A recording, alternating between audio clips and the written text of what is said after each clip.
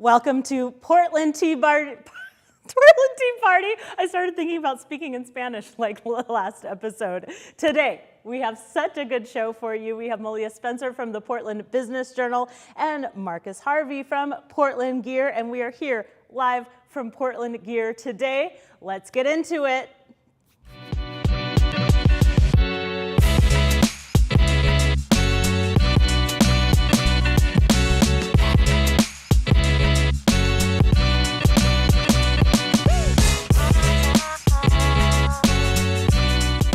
Welcome to Portland Tea Party, the show about Portland, the tea, and where the party's at. I'm Ciara Pressler, your host, and excited to bring you today some startup news and some startup reality right here at Portland Gear in downtown Portland. Some news this week, Soho House has opened.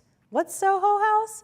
Well, Soho House is a private club started in London and has spread to multiple cities. When I was living in New York in my 20s, it was like the coolest place to go. Of course, I was not a member because I could not do that when I was in my 20s, but I would go to parties there or be a guest there. And you had to be sponsored by someone to get into the club.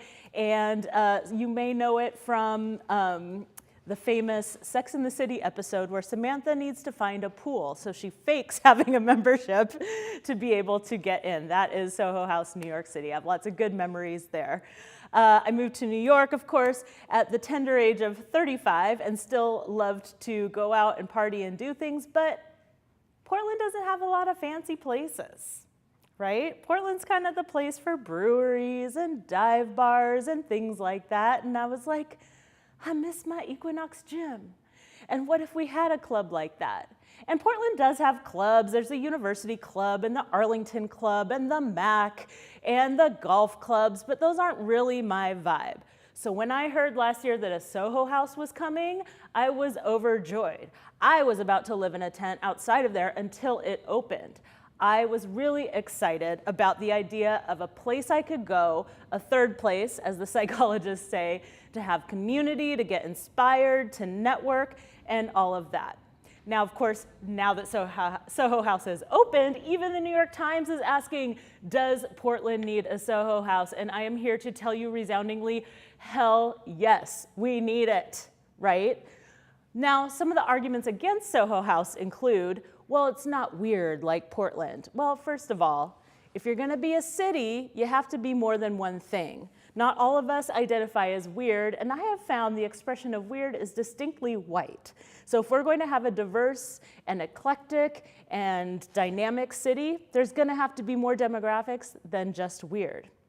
Some people think it displaces artists. Well, they are actually showcasing a lot of local artists, and the artists were out of that building far before Soho House opened.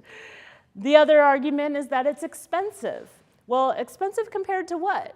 If I put together my co-working membership, my gym membership, my networking memberships, that far outweighs the cost of what Soho House is charging for its inaugural membership. Some people are saying it's elitist because it's a members-only club. I would argue that even not members-only clubs are elitist here in Portland. I certainly go to places that are free, whether it is the Zen Buddhist temple or the dive bar, and I don't feel like I fit in.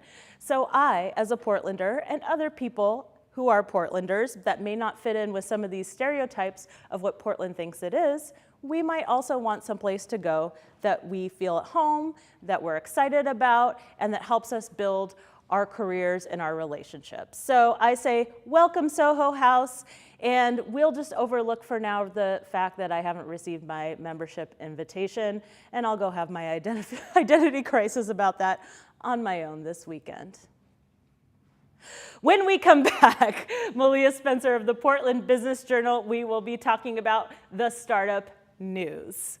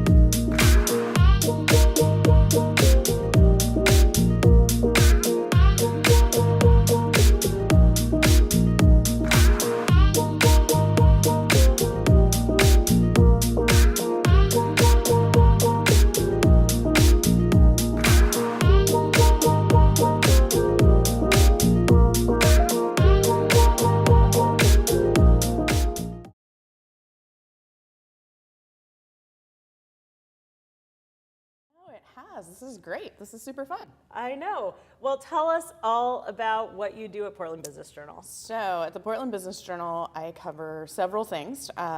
The main thing I've been covering for the last 10 years or so has been tech and startups and entrepreneurs, and talking to people about the businesses they're starting or growing or building and selling, things like that. And then recently I started covering restaurants, which is very exciting for me because I love Portland restaurants. Yeah, what's not to love? I know. I've been eating my way through Portland again for the last 10 years, so this has been great. But yeah, so that's mostly what I do.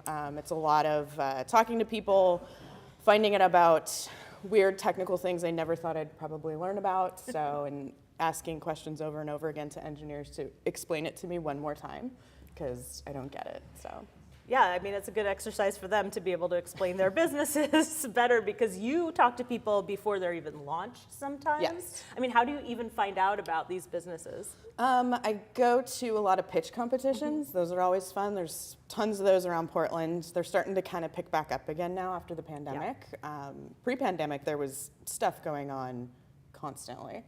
And so I'd go to those, people would pitch their thing and it would sound a little bit interesting, and so I'd go talk to them afterwards. And then sometimes investor types in town who've come across somebody would send them my way and be like, oh, go talk to Malia, she writes about this stuff. And I think sometimes I was maybe like a warm-up act for some people so that they could talk to somebody who was going to ask them the questions that they were going to get from maybe investors down the line. What? No, you were like the main event, not opening act. No. Or like other media, things like that. Like there was many founders I would talk to that I was the first reporter they've ever talked to. So it was a lot of it's not coaching people, but it's definitely like, I'm asking questions and they're having to think about these things for like maybe the first time about how to explain something that in their world everybody already understands. Right, and so, yes, and they're in it, so they have a hard time explaining it. Yes. Which is the premise of the show, you know, when it comes to Portland leadership and politics, is that the people who are in it have a really hard time explaining it to regular people who are busy. Yeah. And so it's like, let's break it down. Exactly. So let's talk about journalism for a moment, because of course we all know journalism is, you know, under pressure because of the switch from print to digital and the sponsorship models. I mean, PBJ does some great stuff, obviously. Some of the revenue streams include the subscriptions. I have one, you know, for my business, and also the events, like the business breakfast just yesterday with Sport Oregon and Travel Portland. What pressures do you feel as a journalist in this day and age? Definitely the Business Journal. So we have a parent company, American City Business Journal. Okay. So we've got papers across the country. So we're part of like a bigger chain. They figured out years ago that you had to have that three-legged stool of like subscription, advertising, and events. Right. And so that's been something we've always done. We've always had a paywall up. So it's one of those, I think that's definitely helped as a business to already have those things in place, so we don't have to like try and retrain people. Yes, you need to pay for this thing that you want to read. So that has been helpful. It's definitely been a shift post-COVID because of, you know, events and stuff are just starting to come back. Right. Trying to figure out what is it that's going to get people out, what are people interested in. For the editorial side, we're pretty separate, so it's not a huge amount of pressure on sort of the advertising and the event side for us, but, you know, we are constantly trying to figure out like what is it that's going to get readers' attention, and even things that might not seem exciting, how do we cover that so that people understand this is important? Because, you know, you'll work on a story about, you know, a government thing or something involving the utilities, and it's super not exciting. And so how do you get people interested in that? Because it is going to be something that affects people. And so it's kind of like figuring out, yes, there's you know, fun and interesting things like what I'm doing with like tech startups or like the restaurants and stuff like that, but then there's also kind of like the serious side of things too, and how to kind of balance those things. Because if you go one way or the other, either it can, people aren't going to read it, or you get too far into clickbaity kind of stuff. So Right. I think you do a great job of balancing that. Like, first of all, I see you out there at those pitch competitions and, you know, I'll be at Pitch Latino, Pitch Black, and like there you are. And I really appreciate that you are consistently there and you're just like you just kind of slide in and everyone's like, oh, hey, Malia, you're here. That's great. You know, you don't make it about you in any way. And then I see, you know, I'll read your pieces because I'm a fan. Yeah. And I think you do a great job of like the right length, the right depth of information, accuracy. Like I really appreciate your reporting. Well, thank you. You're That's so awesome. welcome. Yeah. So when it comes to, you know, somebody has a startup idea, they're pitching, like, what's the right way to let you know about it and what's the wrong way? Like, what do people do that makes you cringe? The thing that people do that makes me cringe, mostly it's people who aren't here. So we get a lot of these like shotgun pitches from like PR people out of the state pitching me a company that's not here. Like, so my number one pet peeve is people who don't research before they pitch. Like, understand who you're pitching to. Like, what does the publication cover? What does the reporter cover? Yeah. Like, what are they interested in? Like, pitch them things that is part of their job. Like, I don't care about the tech startup in New York City. Like, I'm sorry. It's unless they're opening an office here and they're gonna hire a bunch of people, that's not a story for me. Right. So it's just a waste of my time to continue to send me the email, just following up, are you interested in this? It's like, a lot of spam. Stop wasting my time. So that's kind of the number one thing, is just know who your audience is, which, I mean, if you're a startup, it's the same thing about knowing which investor you're gonna pitch. Like, you're not gonna go, if you're a heavy tech startup, you're not gonna go pitch somebody that only does consumer goods, because you're not in their thesis. So you gotta do your research. Do your research, I love that. You know, another thing I appreciate about you is that you are hopeful and you're optimistic. Like, it could be really easy to get cynical in your job or just in general in the world. And you really, like, you love what you do. And why is that? Let's see. Well, I'm inherently nosy, so I always want to know what's going on. And talking to entrepreneurs, like, people are really passionate about what they do, and it's just sort of infectious. You talk to enough of them during the day, and you just get excited about what it is they're doing. I mean, you still have to take a step back, and I always ask everybody, why doesn't somebody just use Google? Why would they use your product? That sort of thing. But at the same time, they're also hopeful, and so that just sort of spreads. And then there's a lot of people in town just doing really interesting things, you know? Like, I know Rick Tarosi over at Silicon Florist always talks about how Portland is large enough to be statistically relevant, but small enough that like one person can do something. Like, I mean, look what, really good point, yeah. Like, look what you're doing here. I mean, you're trying to like educate people because you're like, look, this needs to exist in the world, so we're gonna do it. There's a lot of people in town that feel that way about whatever little thing they're doing, and so that's just exciting, you know? And now I'm getting this whole new world of covering restaurants and chefs who have the same kind of thing, and so it's an interesting, it's just an interesting place to be, to just see all these different pieces of Portland and how excited people are about things, which then kind of helps to really see that, like, you know, Portland moving forward, something is gonna happen, you know? Like, coming out of the pandemic and stuff, like, I hate to say like Portland's coming back, because I was like, I don't know, maybe we can be forward. We can be better than what we were before, Right. and so I think that is pretty evident just in talking to people and what they're doing.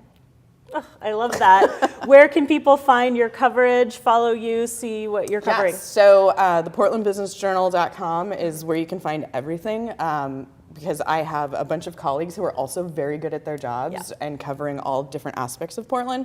So I just encourage you to go check out our website, get a subscription. It's worth it. It's not that expensive in the grand scheme of things. Yeah. And if you're a business, you can just write it off. Come on. Yes. So get a subscription. I have a newsletter called The Beat for Portland Inno, is kind of our little subsection of tech news, and that comes out on Thursdays. And that is breaking news. Like, you have what is happening right now in the startup world. So that's a great newsletter. Yeah, I mean, yesterday's came out, and like the big story was the JAMA software sale. It was $1 billion. And so there was local investors that did really well, and so they're very excited. So I talked to them. That's in the newsletter. You should go check it out. So Portland Inno, you can sign up. There's the URL's too long for me to say right now, but we'll put it in the show notes. Just go to Portland Inno, and you can sign up for that. So that'd be great. Awesome. Well, if you need a +1 on that food research, I'm game. Definitely. All right. Thank you, Malia. Awesome. When we come back, the tea with Portland gear.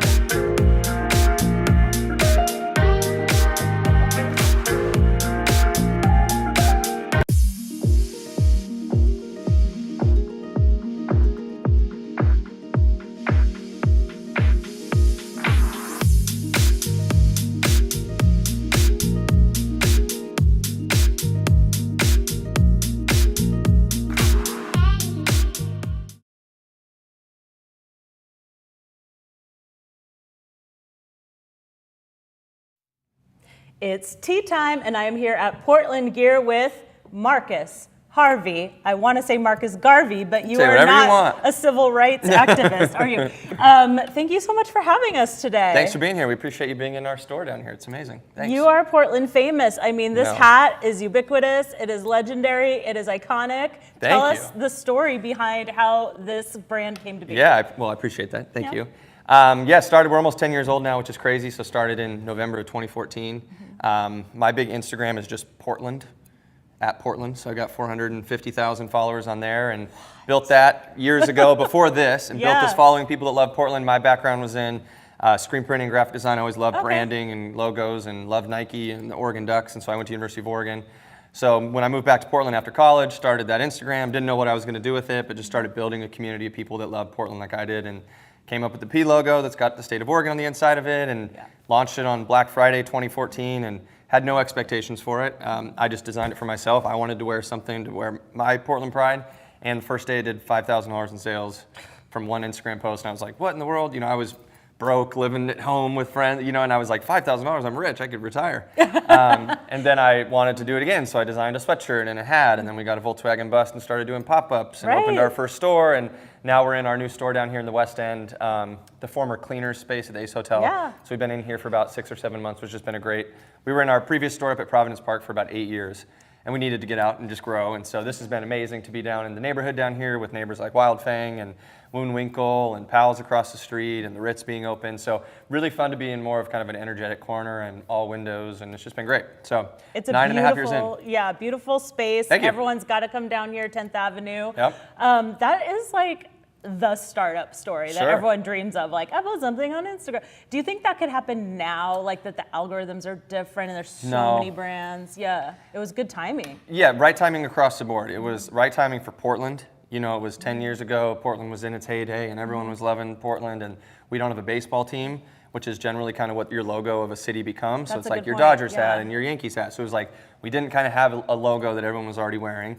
Portland was kind of on its heyday. Instagram was really having its moment and was new and fresh, and everyone was on it. Right. I was young and energetic and willing to be out doing events and doing everything. Infinite energy. I had infinite energy, yeah. And so it's kind of all those things, right time, right place. So to say, could it be done again? Of course, the next version of it will be done, and whatever people are doing on TikTok or AI, well, all that stuff's happening currently.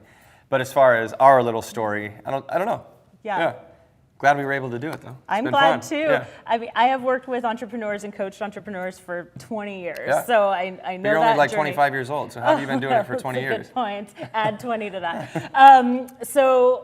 A couple things. I mean, one is I really appreciate how you started lean. You know, this is what people should do. You don't just start by opening a store with all this gear no one's seen before. Nope. It's like you tested the market, probably unwittingly on some level. You tested the market, you responded to the market, you had instant feedback through the mechanism of Instagram, and then you started with the vehicle instead of taking out a huge lease. So that iterative growth was a really healthy thing to do for your business. Yeah, you know, we've never taken on debt, we've never taken on investors, we've never tried to scale bigger than the next day and what I think we should be in doing and stuff. And so it's always been just the one next step. So it was just me when I started, and then it was me and Eli doing events, and then it was me, Eli, and Zach doing, and then we opened the store, and then the store's big enough that I can hire someone else, and now I can be in an office, and then we sign an office, and then we grow out of it. So it's just, I've only added people as the business has grown, I've only added products as I feel like our consumer base has grown, and I've only kind of made leaps as I feel like the business can support it. So, and that's not for every business. Some businesses need to raise money and they need to grow, and it's a huge, massive idea and the world needs to see it. Ours is much more of kind of a regional pride for the people of Portland and people that want to be part of this. So they're, you know, having 26 Portland gear stores around the city, no desire, and it loses its allure, you know. And so for us, I've always known we'd be a couple stores and doing more partnerships and collaborations. So this business has been able to do that. You know, not all businesses could or should. But I feel very fortunate that we have a great team. We're at about 25, 28 employees now. That's amazing. Yeah, we have a store out at Washington Square. We have a store at the airport coming next year, which is a big deal. Awesome. We have our office in the Pearl, which is great. So yeah, between office and retail, about 25 people. It flexes up, which is great. So still feels small, still feels like we know everybody, but definitely feels like we've grown and have done a little bit more, and it's been great. Now, I hate fairy tales in business. So I want to hear, what is a time where you like doubted yourself or felt like, I don't know if I can do this, and like, how did you get through it? Yeah, I get asked that a lot. I think a lot of entrepreneurs get asked, what are the, you know, I'm a constant optimist. So even when things have been bad, I've never viewed them as like the end or what am I going to do? So have we ordered bad designs before? Of course. Have we had things that were defects that we, like, yes. Like, so I've done a bunch of bumpy things, but never once have I woken up saying like, this isn't what I'm going to do, or I made a mistake, or what do I do next? It's always been, how do I do more of this? And so, you know, if anything, you know, our brand's called Portland Gear. So, you know, it's been an interesting few years of 2021 and election, like, you know, it's like. It's not actually right here.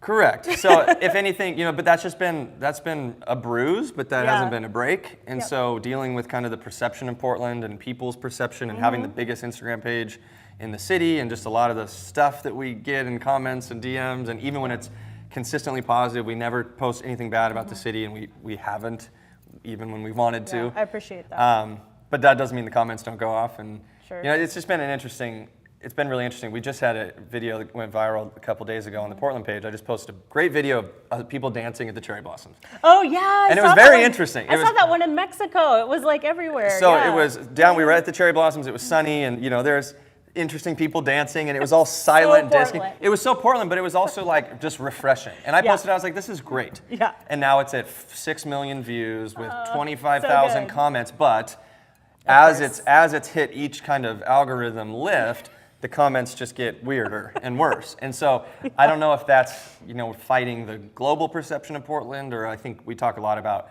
I think our worst critics are our own suburbs that don't even come back downtown, you know, Beaverton, the areas, Hillsborough, you know, Gresham, that they're like, I'm never going downtown again. You come downtown and it's still beautiful, it's still great. There's so we're our own worst critics, and then I think that permeates to let other people be critics of us. And so I think the people that live downtown and work downtown know that what we're experiencing is no different than a lot of other cities. It's unfortunate, but a lot of cities are experiencing this. And there's still vibrancy on every corner, and there's still people doing great things, and there's still shops that open every day that have to pay the bills, and hotels taking big swings on moving downtown, and there's still big projects happening. So it's not a city worth giving up on by any means, and I think if anything, kind of as the pendulum has maybe hit the furthest side and is beginning to swing back, you're starting to see kind of some new life getting breathed into the city through new ideas and bigger thinking and new forms of government, which we'll see how that works, and politics and new governors. And it just feels like there's kind of a new tide that's coming through the city, there definitely is. Which feels great. So I think the best is still yet to come. I love your optimism, and And also, you know, part of this, the project of this show is let's be optimistic, but let's be strategic, because if we sleep on this change, like our whole new slate of elected officials next year, we're just gonna like stay stuck. Sure. So pay attention, wear your Portland gear to stay optimistic. Show us some of the gear here. Sure, yeah, I feel like love these hats, Portland and host Roses. here. Probably our biggest item that we've grown into over the last few years has been our Cascade backpack. It's a water-resistant backpack. It's got a really great wireframe on it, so it's a really awesome travel bag.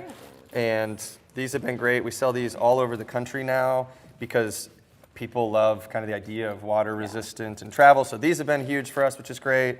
Beautiful. We have, every year we come out with a cherry blossom collection, which is a fun way for us just to celebrate spring and the cherry blossom. So we do a little limited capsule every year, which has been great. So we've got this in our stores and online. These are 2 women's hats that we did last year. They're a little bit of a smaller fit, very fun. And we just have all sorts of stuff. Yep, may the roses remind us why the rain is so important. That's a fun one we've had for a few years. It just keeps going like crazy. I love that. It's like Portland spirit. We call it right our slogan. There. Great hoodie. color too. Yeah, so we've done that. So yeah, I mean, down in our store, you'll really find a lot of headwear, sweatshirts, t-shirts, getting into more accessories, bags, little things, little gift ideas. And yeah, we implore you to come on down, come back downtown Portland. The weather's good. All right. It's always sunny downtown Portland. That's true. It's not raining. Yeah, no, it's always cloudy sunny on this corner down here. Yeah. So come on down. Where can people find you online? Yeah, portlandgear.com, easiest. You can find our stores and stuff on there. Follow us on Instagram at Portland Gear, or the bigger page at Portland. We're always out about in the community doing events and partnerships and collaborations. So you can email us, team@portlandgear.com, if you have questions or if you don't like us or whatever. We'll take an email. But yeah, come on down and shop local, and spring's gonna be beautiful downtown, and I think it's just gonna be a great time and a great season for the city. Thank you so much, got it. Marcus. All right, when we're back, where are the parties at this weekend?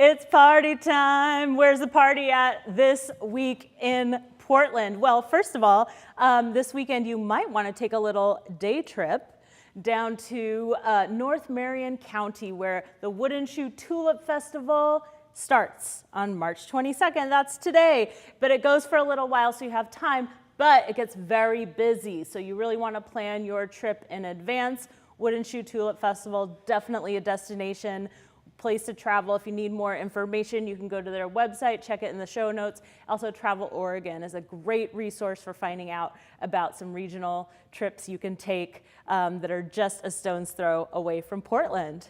You also want to watch out because next Wednesday is West End Wednesdays. What is that? It is the last Wednesday of every month where West End goes off, all the stores are open, including here at Portland Gear. You can party, you can get a drink, you can get some special deals. So definitely come out and just feel the energy flowing in the West End of downtown. And it's your last chance to see Kinky Boots by Stumptown Stages. I'm going next week. So if you want to know more about that, check out our episode a few episodes ago with the star of Kinky Boots, Michael Hammerstrom, and be sure you catch that show. For more Event information, of course, you know there are so many great resources for that. Travel Portland has a new events newsletter out, Willamette Week, Portland Mercury, and all of the great media in our city. Thank you so much for all you do to keep us involved. With that, do you know where the party's at? Maybe you'd like to be our events correspondent. Shoot us an email, live@portlandteaparty.com. And if you have an idea for a guest or another amazing store on our show, please hit us up, portlandteaparty.com, and you can find us online at Portland Tea Party. I'm Ciara Pressler, and remember, you can't complain unless you get involved. We'll see you next week.